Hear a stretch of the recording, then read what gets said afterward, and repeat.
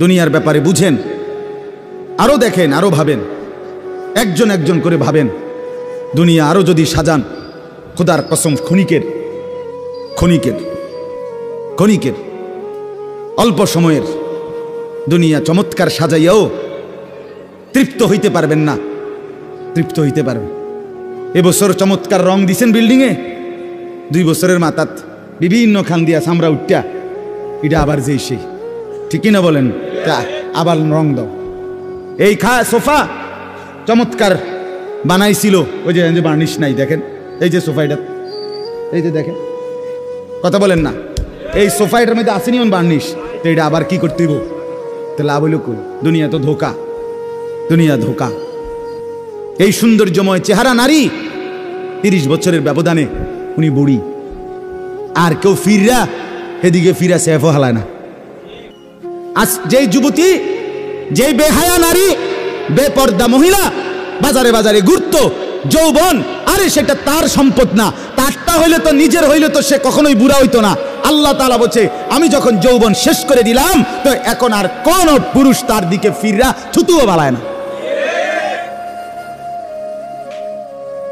দুনিয়া এক অবস্থায় থাকে না, এক হালাতে থাকে না বাপ।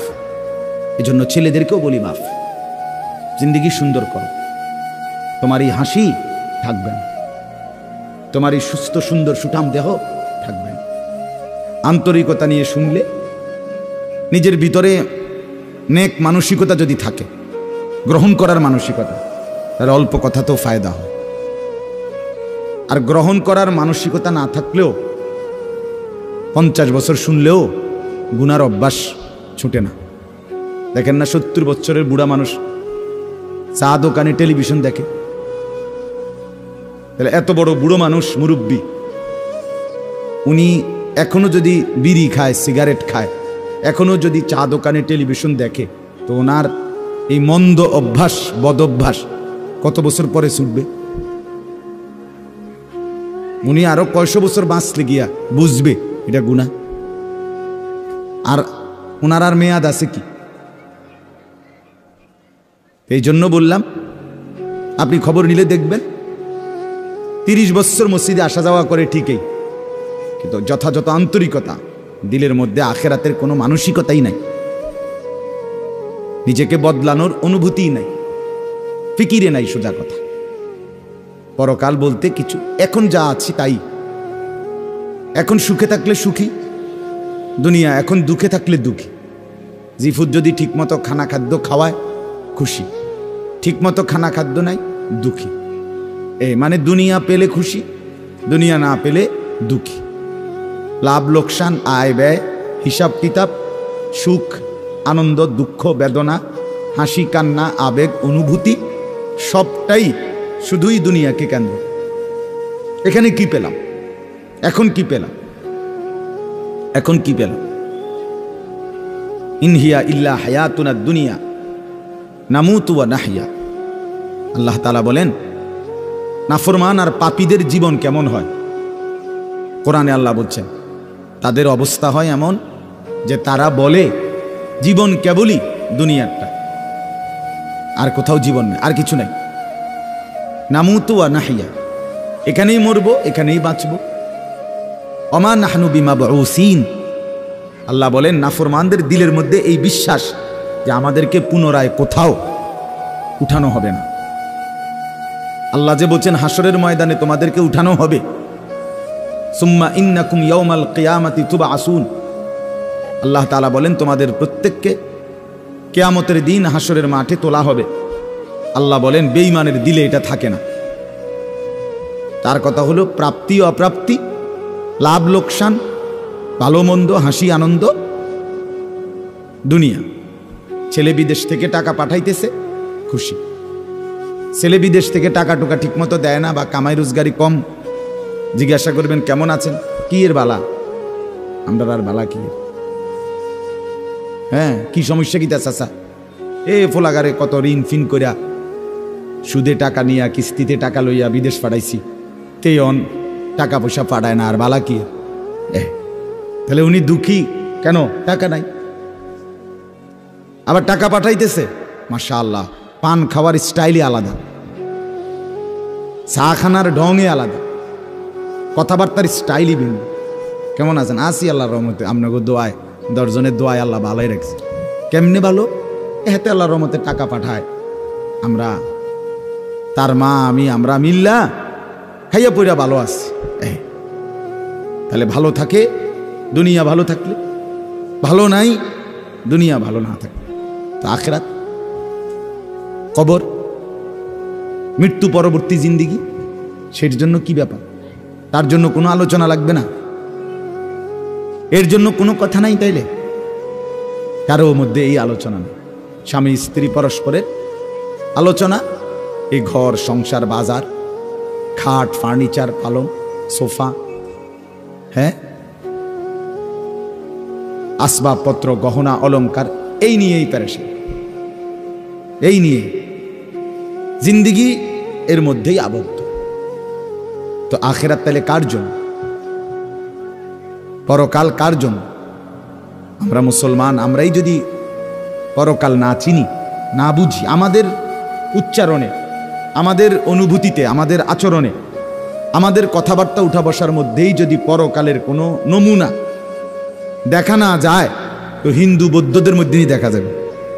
কথা উত্তর দেন। কবর হাসর আখিরাতের চিহ্ন ভেসে ওঠার কথা চালচলনে মুসলমানদের মধ্যে না কাফেরদের মধ্যে? মুসলমানদের মধ্যে। কথা তো ছিলই। আল্লাহর প্রিয় বান্দারা, অসংখ্য আল্লাহর নেক বান্দাদের জীবনে আছে, রাত্রিতে ঘুমাইতেন না। জিজ্ঞেস করতে কেন ঘুমান? বলছে জাহান্নামের ভয় ঘুমাতে দেয় না, কবরের ভয় ঘুমাইতে দেয় না। হযরত আবু বকর সিদ্দিক রাদিয়াল্লাহু তাআলা আনহুর মতো সাহাবী আফসোস করে বলতেন, হায়, আমি যদি একটা গাছের পাতা হতাম, আমাকে যদি একটা চতুষ্পদ জন্তু, গরু কিংবা ছাগল, সেই পাতাটা যদি খেয়ে ফেলত, অর্থাৎ আমি যদি মানুষ না হতাম। অথচ কি পরিমাণ আমলের অধিকারী ছিল। হযরত ওমর রাদিয়াল্লাহু তাআলা আনহুর চেহারা, কপালের দুই পাশ থেকে লম্বা অঝরে কান্নার কারণে দাগ পড়ে গেছিল।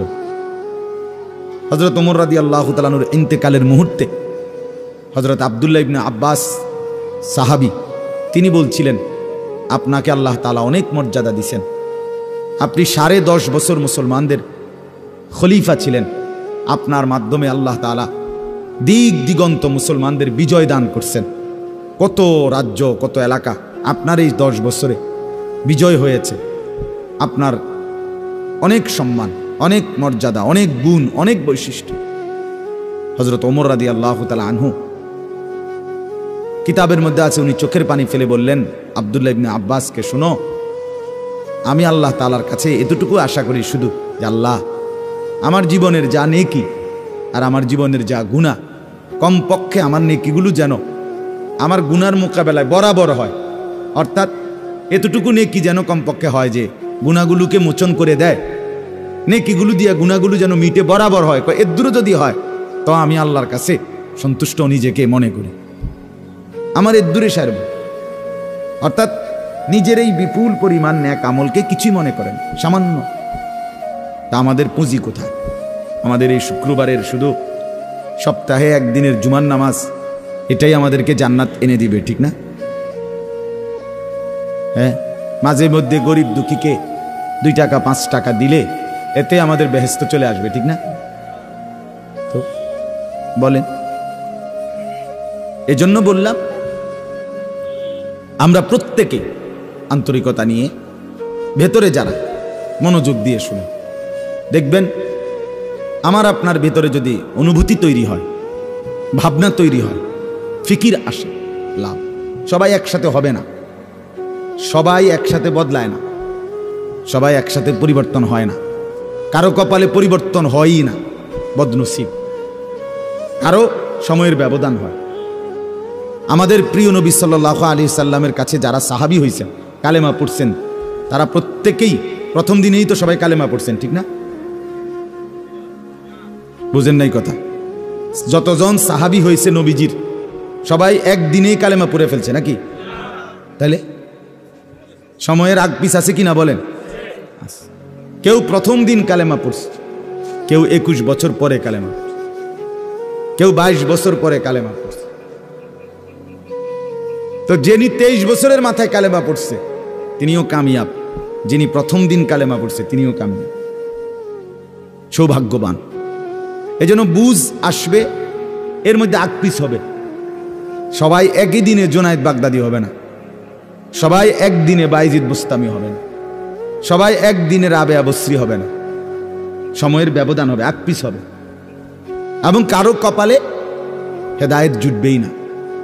ইন্নাকা লা তাহদি মান আহবাবতা। আল্লাহ তাআলা আমাদের নবী সাল্লাল্লাহু আলাইহি সাল্লামকে বলছেন, আপনি খুব চাইলে, ভালোবাসলে আপনি নিজে কাউকে হেদায়েত দিতে পারবেন না, সেখানে আমি কি? কথা বলেন। সেখানে আমাদের কোনো পাত্তা আসেনি কোনো। খুদ রসুলকে আল্লাহ বলছে, হে নবী আপনি চাইলে হবে না, আমি চাইতে হবে। ওয়ালাকিন্নাল্লাহ ইয়াহদি মান ইয়াশা, বরং আমি আল্লাহ যাকে চাই আমি তাকে হেদায়েত দান করি। তাহলে মূলত হেদায়েত দেয় কে? ফয়সালা কার হাতে? আমার বলা আপনার শোনা কোনোটাই মূল বিষয় না। মূল বিষয় হলো এটা একটা উসিলা ধরা, কিন্তু মূল ফয়সালা কার হাতে? ওয়ালাউলা ফাদলুল্লাহি আলাইকুম ওয়া রাহমাতু মাজ। এই বেটা মোবাইল না ধরতে মানা করছি। সুন্দর করে বললে হয় না, অনেকের খাসিয়ত এতটাই যে ধমক না দিলে, কথা বুঝছেন না, এটা তার একটা তবিয়ত হয়ে গেছে। না আমারে এমনি করলে আমি বুঝতাম না, আমার ধমকাই তুই। বদ অভ্যাস মানে জিন্দিগির একটা মিনিট লজ্জা শরম কিচ্ছুর কোনো ধার ধারে না। ছেলেরা মোবাইল ছাড়া 1 মিনিট থাকতে রাজি। এবারে মা দেখুক, নাহলে বাফে দেখুক, নাহলে হুজুর দেখুক, নাহলে একবারে আব্দুল কাদের জিলানি দেখুক, আমার এতে কোনো অসুবিধা নেই। আমার দরকার মোবাইল।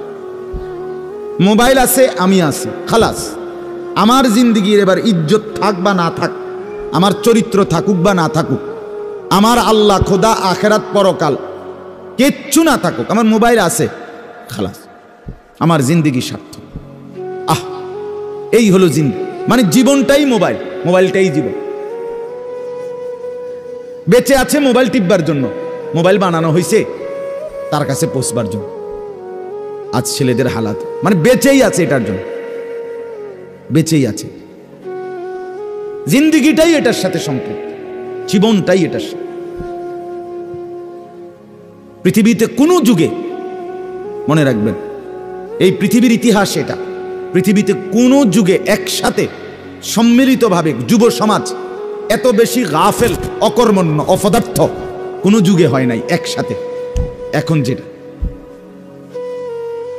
আগে একটা সমাজে, একটা এলাকায় বখাটে দুশ্চরিত্র একজন ছিল, দুইজন ছিল, চিহ্নিত, কথা বোঝেন নাই, চিহ্নিত হয় তারে মানুষের চিহ্নিত, তে সুর গ্রামে চুক্তি হয়তো একজন, তে একটু খারাপ, তার লগে মিশ্র না। কিন্তু এখন ভদ্রঘরের ছেলে, স্বাভাবিক ঘর থেকে বের হইছে মুসলমানের ছেলে, দিনের পর দিন, রাতের পর রাত এক ওয়াক্ত নামাজ পড়ে না। এতে মা বাবারও কোনো আফসোস নাই, এলাকাবাসীরও কোনো আফসোস নাই, পাড়া মহল্লার সর্দার মাতব্বর কারো কোনো আফসোস নেই, কারো মুখে এই নিয়ে কোনো আলোচনা নাই যে কি আমগো এলাকার যে ফুলাফান্ডি এগুলা যে কোনো নামাজই পড়ে না, আমগোর সামনে দুষ্টামি করে, হাঁটাহাঁটি করে, আমরা কি এটা বলতে পারি না? এই অনুভূতিটুকু পর্যন্ত লোপ পাইছে। এত দুর্ভাগ্য মুসলমানের ইতিহাসে আর কখনো হয় না। বেনামাজি আগেও ছিল, কথা বোঝেন নাই, বেনামাজি আগেও ছিল, এতটা গাফেল আগে ছিল, মা বাপ এত অসচেতন আগে ছিল। আমার মনে আছে আমরা প্রাইমারি স্কুলে হিন্দু স্যার জমের মতো ভয় পাইতাম, হিন্দু মাস্টার, কিন্তু ভীষণ ভয় করতাম। স্যারে দেখলে মাইরা লেবে, এতটা ছিল একটা সময়। কত আজ থেকে 500 বছর আগে, ঠিক না? আমার বয়স ধরেন 500 বছর, আমি আদি যুগের মানুষ, এরম নি তো আমার বয়স 42 বছর রানিং শুরু হয়েছে, 41 শেষ হয়েছে, তাহলে 30 বছর আগের কথা। আমার পড়ালেখার প্রাইমারি ছোটবেলার জীবন 30 বছর আগের কথা না, 30 বছর আগে। তাহলে এই জন্য বললাম জিন্দিগিটা মোবাইলটার উপরে তুলে দিস। হাসি কান্না আনন্দ বেদনা, হাসলে কাশলে, পেশাব পায়খানা টয়লেট বাথরুম, হ্যাঁ, হোটেল রেস্তোরাঁ পার্ক, যেখানে যখন যাবে 24 ঘন্টার মেইন কাজ আগে একটা ছবি উঠান, আগে ছবি উঠান, এরপরে বাকি কাজ। আমি সেদিন ওই ফেরিঘাট, ফেরির মধ্যে উঠছি, বুঝছেন, ফেরি পার হমু আর কি, আমার গাড়ি উঠছে আমিও উঠছি। তো দেখলাম যে মোটরসাইকেল দিয়ে এক ছেলে ফেরিতে, মোটরসাইকেলটা নিয়ে উঠছে ফেরিতে, ওইটা মাত্র এক পাশে এটারে ব্রেক করে থুইছে, থুইয়া মানে 1 মিনিট দেরি হয়েছে না, আগে এটার পাশে দাঁড়াইয়া একটা ছবি উঠাইছে, আগে উঠাইয়া চুলটুল ঠিক করে ছবিটা 2-3টা পোস্টে উঠাইয়া এরপরে হেতে চারিদিকে চাইছে যে আগে মানুষ আসেনি আরো না, আমি শুধু ফেরি। মানে তার প্রথম দায়িত্ব কি উঠানো, ছবি উঠা। তাহলে কি পরিমাণ ছাগল মানুষের বাচ্চা পরিণত হয়েছে বুঝতেছে। তুমি মোটরসাইকেলের লগে খাড়াইয়া ফেরির মধ্যে ছবি উঠাইয়া ফেসবুকে দিলা, তোমার এটা কোন ছাগলে দেখবে? এটার মধ্যে দেখার কি আছে? মোটরসাইকেল কি বাপ দাদা 14 গোষ্ঠী কেউ চালাইছে না? কথা বলেন না কেন? তো তুমি এটা কিতা দিয়ে আইলা, কি দেখুন কি আছে এটা? মোটরসাইকেলে কি আশ্চর্য আর তুমি কি আশ্চর্য? কথা বলে এমন যদি হইতো যে আমি চাঁদের দেশে গিয়ে মাত্র মোটরসাইকেলটা থুইছি, থুইয়া এখন চাঁদের দেশের থেকে একটা কি দিছি, মাশাআল্লাহ ভালো কথা তো বেটা, চাঁদের দেশে মোটরসাইকেল চালায়, এটা একটা বিশেষ কিছু হইতে পারে। কিন্তু এনতে রোডেতে চালাইয়া গিয়া ফেরি উঠছে, এটার মধ্যে আশ্চর্যের কি আছে? মানে রুচির দুর্ভিক্ষ, রুচিহীনতা, মন মানসিকতা একদম নিচে নেমে গেছে, একদম অনুভূতি বিবেক লোপ পেয়ে গেছে, লোপ পেয়ে মা বোনদের বেহায়াপনা চূড়ান্ত সীমায় নেমে গেছে। মহিলারা পুরুষ সামনে দোনো পাশে ডানে বামে হাঁটতে উঠতে লড়তে দৌড়তে কোনো লজ্জাবোধ করে না। কি বেড়ার গাত লাগে না, বেডুইতের গাত লাগে না, অটোর গাত লাগে না, সিএনজির গাত, এত সময় নাই, বুড়ি ব্যস্ত। বাজার মার্কেটিং দোকান কেনাকাটা, আহা আফসুসের ব্যাপার। মানে এটাই বললাম আর কি, একসাথে সবাই, অধিকাংশ বেশিরভাগ অধপতন একসাথে মুসলমানের সমাজে 1450 বছরে আর কখনো এতটা ছিল না। অল্প অল্প ছিল, অল্প অল্প, 1জন 2জন বেপর্দা নারী, বেহায়া মহিলা, লজ্জা শরম কম, এরম বেডি ছিল 1জন 2জন, 2 গ্রামে 4 গ্রামে। কিন্তু মা বোনদের এখন বাজার আর মার্কেটিং দেখলে মনে হয় না আপনি জিগাইয়ের খবর লইতে বোঝে আপনি বাইক থাকেন কোন টাইমে, সপ্তাহে কোন দিন আপনি বাড়িতে থাকেন কখন, আপনি টের, আপনি শনিবারও দেখবেন এবড়ি বাজারে, রবিবার সোমবার মঙ্গলবার বুধবার বৃহস্পতিবার শুক্রবার, শীত গরম রোদ বৃষ্টি বান তুফান ঘূর্ণিঝড় টর্নেডো সাইক্লোন সিডর মহামারী করোনা আরো যদি কিছু থাকে, উনি মার্কেটে যাবেন, বাজারে যাবেই। আফসুসের ব্যাপার, আফসুসের ব্যাপার, আফসুসের ব্যাপার। আমরা অতিরিক্ত আত্মবিস্মৃত জাতি হিসেবে পরিগণিত হচ্ছি। তো বলতেছি ইনশাআল্লাহ, আমি এই কথাগুলো বললাম, অর্থগুলো আমরা বেফিকির হয়ে গেছি। মুসলমানের সবচেয়ে বড় সম্পদ, এক মুমিনের সবচেয়ে বড় সম্পদ, আল্লাহ নবী সাল্লাল্লাহু আলাইহি সাল্লাম 23 বছরে সাহাবায়ে কেরামের জীবন এবং দিল অন্তরে আখিরাতকে বসায় দিয়েছেন। তারা যেন 24 ঘন্টা রাতে কিংবা দিনে হাঁটতে কিংবা বসতে, ঘরে কিংবা বাহিরে আখিরাতকে সামনে নিয়েই জীবনটা সাজাইছে, জীবনটা সাজাইছে। কোরআনুল কারীমের শুরুতে আছে সূরা বাকারার মধ্যে আল্লাহ তাআলা বলেন, অবিল আখিরাতি হুম ইউকিনুন, মুত্তাকি বান্দা কারা, কোরআন থেকে হেদায়েত পাবে কারা, কোরআন বুঝবে কারা, আল্লাহর পক্ষ থেকে হেদায়েত পাবে কারা? আল্লাহ বলেন এই গুণ যাদের, তাদের মধ্যে একটা হলো যারা আখিরাতের ব্যাপারে ইয়াকিন রাখে। ইয়াকিন শুধু বিশ্বাস না, বিশ্বাসটা একদম দিলের মধ্যে ইয়াকিন। আগুন জ্বালাইয়া ফেলে, এটা শুধু আমাদের ধারণা না, এটা আমাদের ইয়াকিন। ঠিক কিনা বলেন না? পানি ডুবাইয়া ফেলে, এটা আমরা শুধু ধারণা করছি না, বিষয়টা আমাদের এটার মধ্যে দিলের মধ্যে কি আছে? ইয়াকিন আছে। বরফের মধ্যে ঠান্ডা লাগে, এটা আমাদের ধারণা না, এটা আমাদের কি? ইয়াকিন।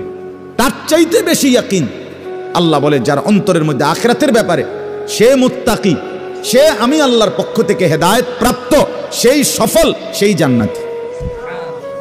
ইয়াকিন পর্যায়ে থাকতো মানে এক সেকেন্ড আমি যদি দুঃখে পড়তে পড়তে পড়তে জীবনের কোনো চাওয়া পাওয়া পূরণ নাও হয়, কিচ্ছু জীবনের আশা, কত সময় কত কিছু চাইছি, কিছুই পূর্ণ হলো না, খোদার কসম তবুও বিশ্বাস করতে হবে আল্লাহই সত্য, আখিরাতই সত্য।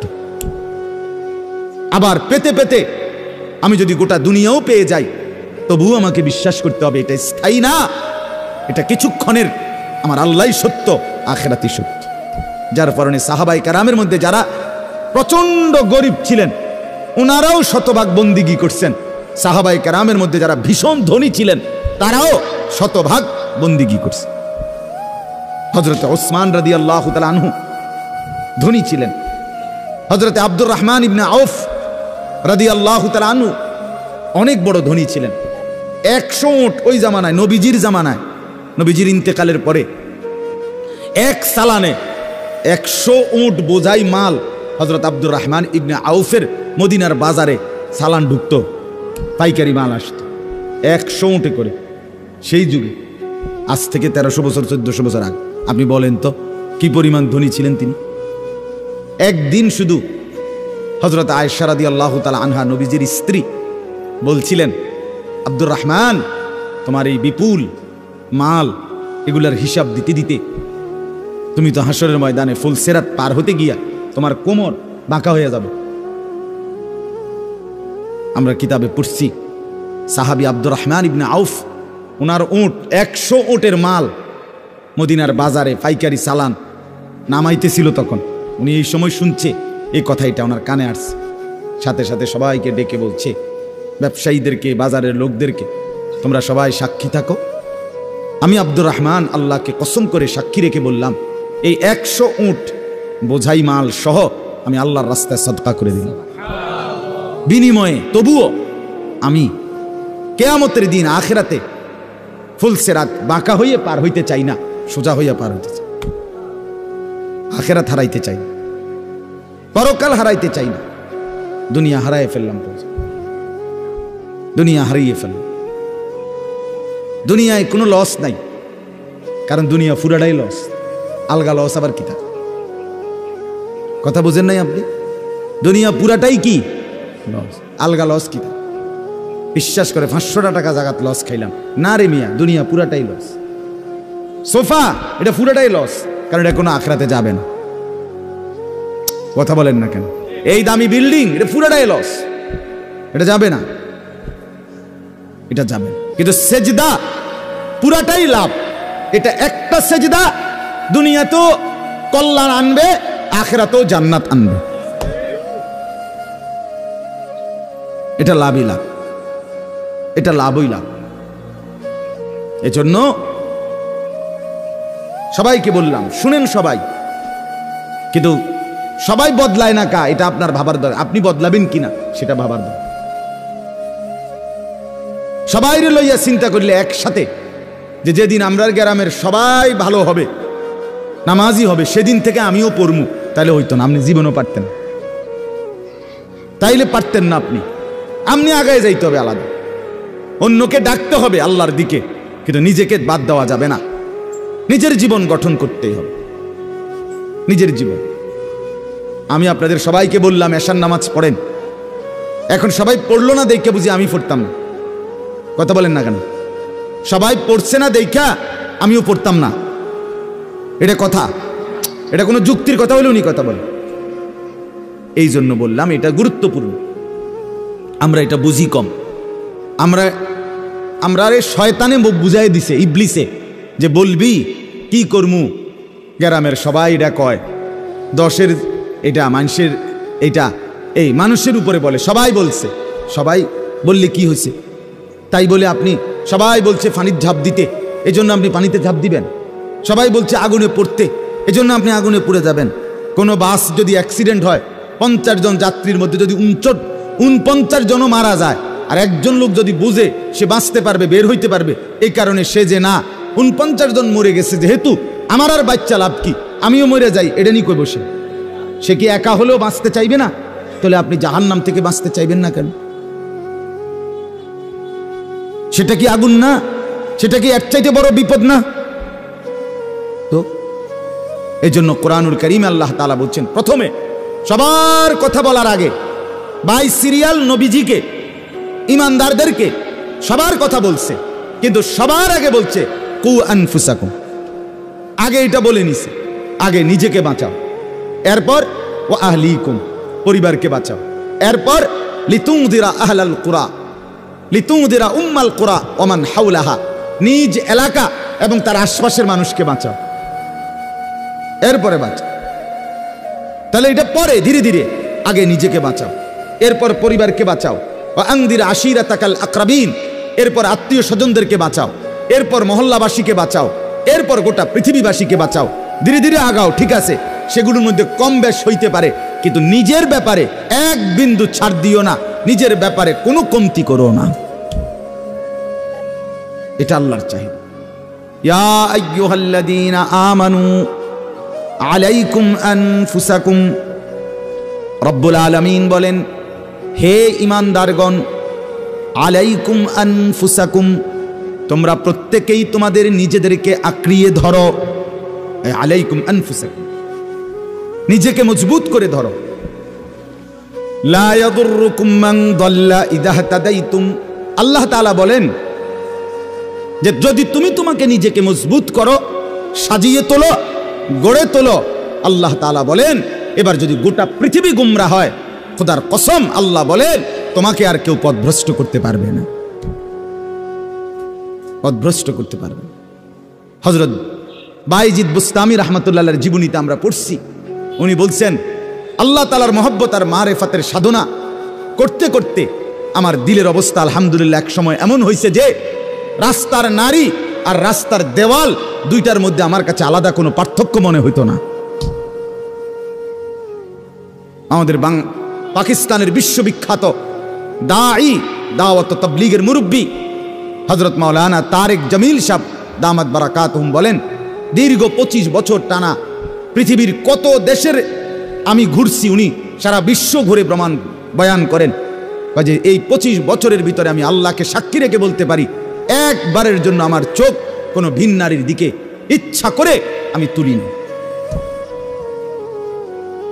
হ্যাঁ, আমার শায়েখ আরিফ বিল্লাহ আল্লামা মুফতি মুশতাকুন নবী কাসেমি হযরতের কাছে আমি শুনছি, হযরত বলছেন যে আল্লাহ তাআলার দয়া যে রাস্তায় বের হলে মহিলা রাস্তায় হাঁটে, আমার কখনো এটা মনেই হয় না।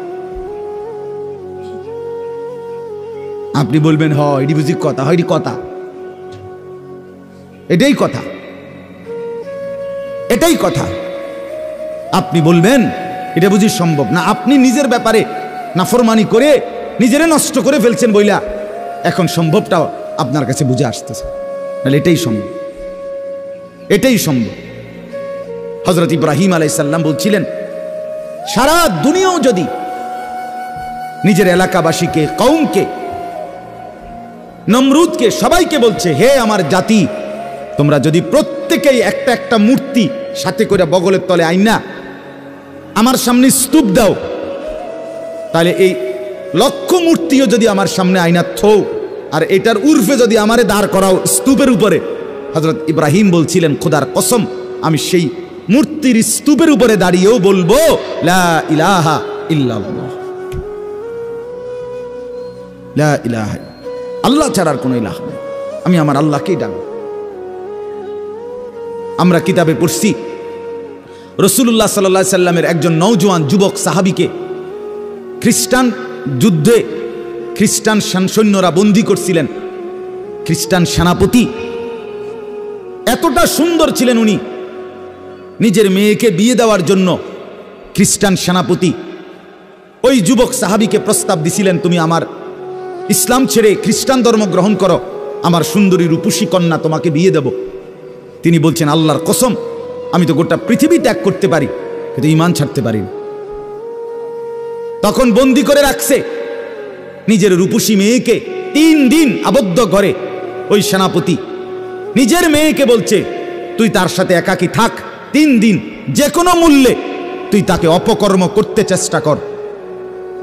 3 দিন পরে সেই মেয়ে ওই আবদ্ধ ঘর থেকে বের হয়ে বলছিল, বাবা ইন্নাহু হাজারুন আম শাজারুন, আল্লাহর কসম বাবা, আমার মনে হয় যে এই লোকটা এটা হয় পাথর নয়তো কোনো গাছ। লা ইয়ালতাফিতু ইলাইয়া মাররাতান, সে তো আমার দিকে একবারের জন্য এক নজর ফিরেও তাকায়। মানুষের কোনো অনুভূতি তো নাই মনে হয় তার মনে। এই কেউ যখন নিজেকে গঠন করে, গোটা পৃথিবী নাচলেও তার আর অসুবিধা হয়। আলহামদুলিল্লাহ, আমরা যারা মাদ্রাসায় পড়ছি, আমরা এটা দিল থেকে বলতে পারি, আমরা যারা মাদ্রাসায় পড়ছি ছোট্টবেলা থেকে, আজকের এই পৃথিবী পোশাকে, কাপড়ে, লেবাসে, ডিজাইনের, রঙে ঢঙ্গে আরো যদি মনে করে ফ্যাশনেবল, আরো বলে আধুনিক হয়ে গেছে, আল্লাহর কসম আমরা এই সমস্ত আধুনিকতার সামনে দাঁড়িয়ে আমাদের এই পাঞ্জাবি, টুপি, দাড়িওয়ালা পোশাককেই সর্বশ্রেষ্ঠ সুন্দর মনে করি। আমরা মনে করি দাড়িবিহীন চেহারা সুন্দর নয়। আমরা মনে করি এই বখাটে চুল, সেলুনের চতুর্দিকের যে কাটিং, এগুলো কোনো চুলও না, চুলের জাতও না, এটি কোনো মানুষের বাচ্চার চুল না, কোনো মানুষের সাওয়ার চুল না, এগুলো কোনো সুস্থ স্বাভাবিক মাতাল হয় নাই, পাগল হয় নাই, স্বাভাবিক কোনো মানুষের চুল এত বিকৃত কালারের হইতে পারে না, ডিজাইনের হইতে পারে না। আর সে তো মুসলমান, মুসলমানের চুল এমন হবে কেন? ইহুদিটা হইতে পারে, সেটা তাদের ব্যাপার, খ্রিস্টান হতে পারে তার ব্যাপার, হিন্দুর হইতে পারে সেটা তার ব্যাপার, কিন্তু আমার মুসলমান, আমার যুবকের চুল এমন হবে কেন? মূল কথা হইল আত্মমর্যাদাহীন, বেগায়রত, আত্মসম্মান বোধ নাই, নিজের পরিচিতি নিজের কাছে নাই, নিজেই নিজেকে চেনে না। সে কার সন্তান, মা কে, বাবা কে, ধর্ম কি, তার আল্লাহ কে, তারে বানিয়েছেন কে, তাকে কাকে মানা উচিত, কাকে অনুসরণ করা উচিত। আজকে টেলিভিশনের অব্যাহত প্রচারণা, দুশ্মনের অব্যাহত টানা লাগাতার প্রচারণা আমাদের নারী পুরুষকে বেসামাল বানায়। সবাই মিলে পাগল যে কাফেরের মতো সাজো, দুশ্মনের মতো সাজো, ইহুদির রঙই রং, খ্রিস্টানের সাজেই সাজ, কাফের বেঈমান নাস্তিক মুরতাদ, তাদের রং ঢং, তাদের চুল, তাদের লেবাস, তাদের জামা, তাদের শাড়ি, তাদের গহনা, তাদের প্যান্ট, তাদের লেবাস, তাদের পোশাক, এটাই সৌন্দর্য, এটাই আকর্ষণীয়। এটা হলো মূলত রুচিহীনতা, বিকৃত মানসিকতা, আত্মসম্মান বোধ, আত্মপরিচয়হীন ব্যক্তির পরিচয়। যে নিজেকে চিনে না, যে জানে না আমি চিনি আলহামদুলিল্লাহ, আমার আল্লাহ আছে, আমার একজন রসুল আছে, আমার একটা কিতাব আছে, আমার একটা ধর্ম আছে, আমি কেন অন্যের পোশাক পরবো, আমি কেন অন্যের রঙে সাজবো? আমি কি ফকির? কথা বলেন না কেন? আমি ফকির নাকি বেটা? আমি তোরটার মতো মানবো কেন? আমার আল্লাহ আছে না, আমার রসুল আছে না, আমার লক্ষ চাইতে বেশি সাহাবি আছে না, আমার আউলিয়ায়ে কেরাম আছে না, ওলামায়ে কেরাম আছে না। তাইলে এজন্য দয়া করে প্রত্যেকে ফিকির করেন, আত্ম উপলব্ধি বড় নিয়ামত, বড় নিয়ামত। নিজেকে চিনা, নিজের বুঝ বুঝা, দুনিয়ার ব্যাপারে বুঝেন, আরো দেখেন, আরো ভাবেন, একজন একজন করে ভাবেন। দুনিয়া আরো যদি সাজান, খোদার কসম ক্ষণিকের ক্ষণিকের ক্ষণিকের অল্প সময়ের দুনিয়া চমৎকার সাজাইয়াও তৃপ্ত হইতে পারবেন না, তৃপ্ত হইতে পারবেন। এবছর চমৎকার রং দিছেন বিল্ডিংয়ে, 2 বছরের মাথাত বিভিন্ন খান দিয়া সামরা উঠা, এটা আবার যেই সেই, ঠিক কিনা বলেন? তা আবার রং দাও। এই সোফা চমৎকার বানাইছিল, ওই যে বার্নিশ নাই, দেখেন এই যে সোফাইটা, এই যে দেখেন, কথা বলেন না, এই সোফাইটার মধ্যে আসেনি বার্নিশ, তো এটা আবার কি করতে হইব? লাভ হইল কই? দুনিয়া তো ধোকা, দুনিয়া ধোকা। এই সৌন্দর্যময় চেহারা নারী, 30 বছরের ব্যবধানে উনি বুড়ি, আর কেউ ফিরা এদিকে ফিরা সেফও হালায় না। আজ যেই যুবতী, যেই বেহায়া নারী, বেপর্দা মহিলা বাজারে বাজারে ঘুরতো, যৌবন, আরে সেটা তার সম্পদ না, তারটা হইলে তো নিজের হইলে তো সে কখনোই বুড়া হইতো না। আল্লাহ তাআলা বলছে আমি যখন যৌবন শেষ করে দিলাম তো এখন আর কোন পুরুষ তার দিকে ফিররা থুতুও বালায় না,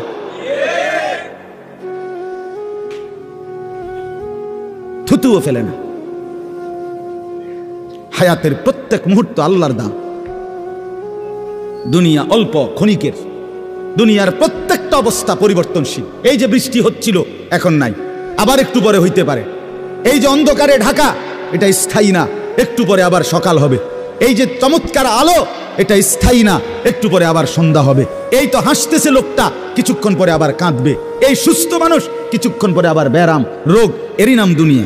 ঘুরতে থাকে, পরিবর্তনশীল, স্থায়ী না। অল্প সময়, অল্প সময় দুনিয়া, অল্প কিছুক্ষণের। আখিরাত স্থায়ী, মৃত্যু পরবর্তী জিন্দেগি স্থায়ী, সেটা হবে। এটা যেহেতু হইছে, ওইটাও হবে। এটা যিনি নিয়ন্ত্রণ করে, সেটাও তিনি নিয়ন্ত্রণ করেন। আমাদের কারো ইচ্ছায় সন্ধ্যা হয় না, আমাদের কারো ইচ্ছায় ভোর হয় না। তাহলে বোঝা গেল আলাদা কেউ নিয়ন্ত্রণ করে, তিনিই বলছে আখিরাত হবে। কাজে এটা যেহেতু হইছে, সেটাও হবে। কথা বলেন না কেন? হ্যাঁ, বলে বাসর রাত যত আকর্ষণীয় রাতই হোক, ভোর হয়ে যায়।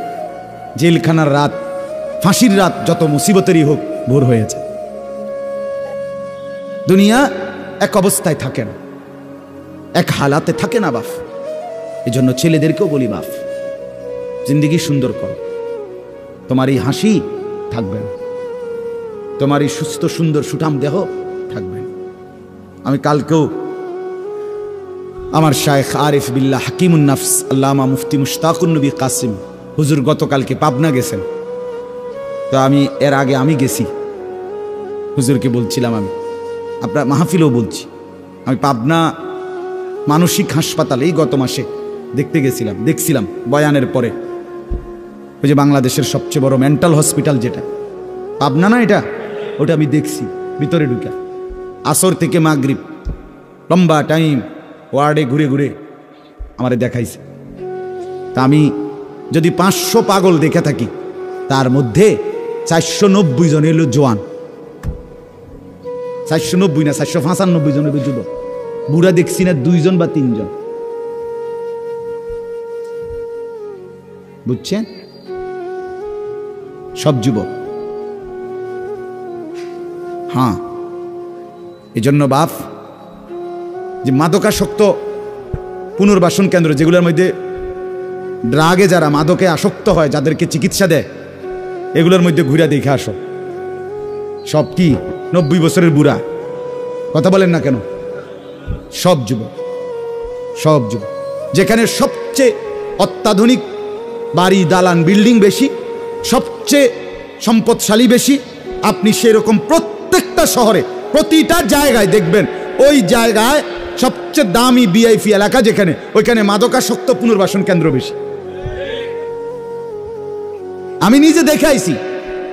আমাদের কুমিল্লাতেও সবচেয়ে গুরুত্বপূর্ণ, সবচেয়ে বেশি এলিটরা যে জায়গায় থাকে, আমি নিজে ওইখানে বয়ানে যতবারই গেছি, যেদিক দিয়ে তাকাই দেখি মাদকাসক্ত পুনর্বাসন কেন্দ্র বেশি। ধনির দুলাল, সোনার চামচ মুখে দিয়ে যে জন্ম নিছে, রাজপ্রাসাদার অট্টালিকায় যে চোখ মেলছে, আহা, সম্পদ আর প্রাচুর্য কিছুরই অভাব ছিল না, কিন্তু আখলাক আর চরিত্র নষ্ট করে, মদে আসক্ত হয়ে, নেশায় আসক্ত হয়ে জিন্দেগি শেষ করে দিছে, শেষ করে দিছে। রাসূলুল্লাহ সাল্লাল্লাহু আলাইহি সাল্লাম বলছেন, মান শারিবাল খামর, যে মদ খায়, নেশা করে, তার 1 নাম্বার লানত হইল তারাকাস সালাহ, সে নামাজ ছেড়ে দেয়। 2 নাম্বার লানত জঘন্য, নবীজি বলছে, আহা, বলতেও লজ্জা, নবীজি বলছে মাদকাসক্ত যে, তার পরিণতি হলো সে খুব দ্রুত গতিতে, অচিরেই, অল্প সময়ের ভেতরেই সে সবচেয়ে ঘনিষ্ঠ আপনজন, তাদের সাথে আপনজন নারী, তাদের সাথে জিনা আর ব্যভিচার করতে উদ্যত হয়। সে আপনজনের গায়ে ছোবল দেয়। হ্যাঁ, এজন্য জিন্দেগি গঠন করা, দুনিয়া নিয়া খুব বেশি মাতামাতি চলতেছে, খুব বেশি দুনিয়া সাজাইতেছে সবাই। সুন্দর গাড়ি, সুন্দর বাড়ি, সুন্দর পার্ক, সুন্দর হোটেল, সুন্দর রেস্তোরাঁ, সবার চেষ্টা দুনিয়া লোভনীয় করা। একটা বোরখা গায়ে দিবে নারী, এটার উপরে সে ডিজাইন করতে করতে এটার আর বোরকার মেন যে অস্তিত্ব এটার নাই। এটার মধ্যে এই পরিমাণ রং ঢং লাগাইছে, এবারে এটার মধ্যে বোরকা কোনটা এটার খুঁজে পাওয়া যায় না। অসভ্যতা। মানে একটাই মাকসাদ, নিজের দেহ দেখাও, আবার কাপড়ের রং ঢংও দেখাও। তাহলে হায় বোন, তোমার পর্দা কোনটারে বলে? তাইলে পর্দা কোনটাই বলে? যদি বেড়াই ঘাস খায় তো সেই বেড়া দিয়ে লাভ কি? যদি বোরকাই রঙ্গিলা হয়, বোরকার মধ্যে যদি ফুল টুল লাল নীল রঙ্গিলা হয়, তো সেটাও তো পুরুষ লোভের দৃষ্টিতে দেখবে, তো ঢাকবে কি? কে কারে ঢাকে তাইলে বলে? এজন্য দয়া করে প্রত্যেকেই, ছেলেদেরকেও বললাম, বাবাদেরকেও বললাম, মা বোনকেও বললাম, প্রত্যেকে দুনিয়ার মোহ কমা। দুনিয়া অল্প কিছুক্ষণ, দুনিয়া কতক্ষণ বলেন না? আখিরাত স্থায়ী, আখিরাত স্থায়ী। দুটা মিলান একসাথ করে। দুনিয়া বাদ দিতে বলি না, দুনিয়া বাদ দিয়েন না, বাজার আমরাও করি, দুনিয়া বাদ দিতে বলি নাই, আখিরাত বাদ দিতে নিষেধ করছি। দুনিয়া বা অনেক মানুষের কইলে কয়, হ্যাঁ তাহলে কি এ হুজুর্গ কথা দইরা বাজার সদাই আয় রোজগার ইনকাম সব থুইয়া আল্লাহ বিল্লাহ করতে বললো নাকি? আমনের এটা আমরা কইছিনি কোনোদিন, তাহলে আপনি ফাজিলি কথা বললেন কেন বলেন? আখিরাত মানে কি? জঙ্গলে চলে যাওয়া। আখিরাত মানে কি? সুন্দরবনে চলে যাওয়া। আখিরাত মানে কি? পাহাড়ের উপরে উঠে যাওয়া। তো তাইলে আপনারা বাদ দিতে বলছে কে? স্ত্রী, পুত্র, পরিজন, ছেলে মেয়ে, বাজার, ব্যবসা সবই আছে, কিন্তু সাথে আল্লাহকে রাখেন, আখিরাতকে রাখেন, পরকালকে রাখেন, বাজারও করেন, নামাজও পড়েন। কথা বলেন না? হাসি আনন্দ মজাকও করেন, আল্লাহকে সেজদাও করেন। স্বামী স্ত্রী সংসার করেন, আল্লাহকে সেজদাও করেন। রাসূলুল্লাহ সাল্লাল্লাহু আলাইহি সাল্লাম, তার একসাথে 9 জন স্ত্রী ছিল, 9 জন বিবি ছিলেন আল্লাহ পাকের অনুমতিতে একসাথে। তো তিনি প্রতি রাত্রে পৃথক পৃথক সিরিয়াল করা রুটিন মাফিক স্ত্রীদের কাছে রাত থাকতেন। কিছুটা সময় স্ত্রীকে সময় দিতেন, বাকিটা সময় তাহাজ্জুদের নামাজে আল্লাহ তাআলার জন্য সারা রাত দাঁড়িয়ে থাকতেন, দাঁড়িয়ে থাকতেন। নবী সাল্লাল্লাহু আলাইহি সাল্লাম কি আহার করে নাই? নবী সাল্লাল্লাহু আলাইহি ওয়াসাল্লাম কি সংসার করে নাই? নবী সাল্লাল্লাহু আলাইহি সাল্লামের কি সন্তান ছিল না? কথা বলেন না কেন? নবী সাল্লাল্লাহু আলাইহি ওয়াসাল্লামের খায়বারের মধ্যে নবীজির নিজের খেজুরের বাগান ছিল। রাসূলুল্লাহ সাল্লাল্লাহু আলাইহি ওয়াসাল্লামের শস্য আপনার খেজুরের বাগান ছিল। তাইলে আল্লাহর নবী সাল্লাল্লাহু আলাইহি সাল্লাম দুনিয়া বাদ দেন নাই। সাহাবায়ে কেরামের অসংখ্য সাহাবী তারা বাজার করতেন, ব্যবসা করতেন, তরি তরকারির চাষাবাদ করতেন, খেজুরের বাগান করতেন, আঙ্গুরের বাগান করতেন, তাই তারপরে আখিরাতের বন্দিগিও করতেন। তাকে বাদ দিতে বলছে কেউ আপনাকে? আমরা বললেই উল্টা কথা কয়, উল্টা মাইতো না চাই। হুজুররা এত কথা ধরলে আর চলন যাইতো না। আর না আপনি একটা চলিন হইয়া গেছেন, আর আমরা হইতে রয়েছি সবাই। আমনে গেল ভাত খান, আমরা 3 বেলা চিরা খাই ভিজাইয়া। এই জন্য দয়া করে আখিরাত বাদ দিয়েন না, আখিরাতকে মিলান।